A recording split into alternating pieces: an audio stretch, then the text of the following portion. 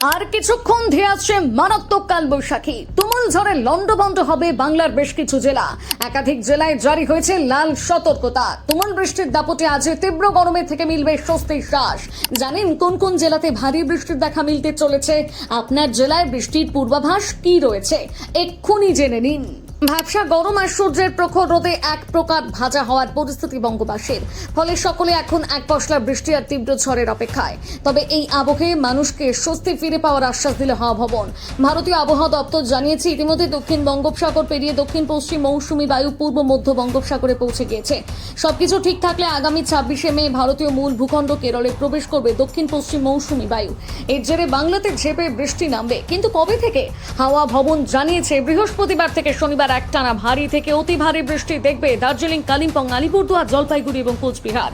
তবে উত্তরবঙ্গের আলিপুরদুয়ার এবং জলপাইগুড়িতে অতি ভারী বৃষ্টির সতর্কতা জারি করা হয়েছে। অন্যদিকে মালদা থেকে দার্জিলিং সব জেলাতে বজ্রবিদ্যুৎ সহ হালকা থেকে মাঝারি বৃষ্টির সঙ্গে দমকা ঝোড়ো বাতাস বইবে বলে জানা গিয়েছে। তবে উত্তরবঙ্গের এই জেলাগুলোতে ভারী বৃষ্টির সম্ভাবনা নেই বললে চলে। আর দক্ষিণবঙ্গের কি পরিণতি হবে? মৌসুম ভবনের তরফে জানানো হয়েছে দক্ষিণবঙ্গে আপাতত গরম ও অস্বস্তি ঊর্ধ্বমুখী। এমনকি আগামী 7 দিনে এই তীব্র গরম এবং অস্বস্তিকর আবহাওয়া থেকে নিস্তার নেই বলে জানা গিয়েছে।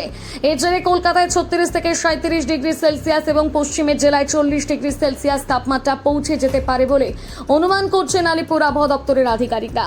তবে দক্ষিণবঙ্গের নদিয়া, উত্তর 24 পরগনায় বিক্ষিপ্ত বৃষ্টির পূর্বাভাস রয়েছে। এছাড়া বজ্রবিদ্যুৎ সহ মাঝারি বৃষ্টির সঙ্গে 40 থেকে 50 কিলোমিটার বেগে দমকা ঝোড়ো বাতাস বইতে পারে। অর্থাৎ বর্ষা পুরোপুরি না আসা পর্যন্ত তীব্র এই গরম পিছু ছাড়বে না বলে স্পষ্ট জানিয়ে দিয়েছে আবহাওয়াবিদরা।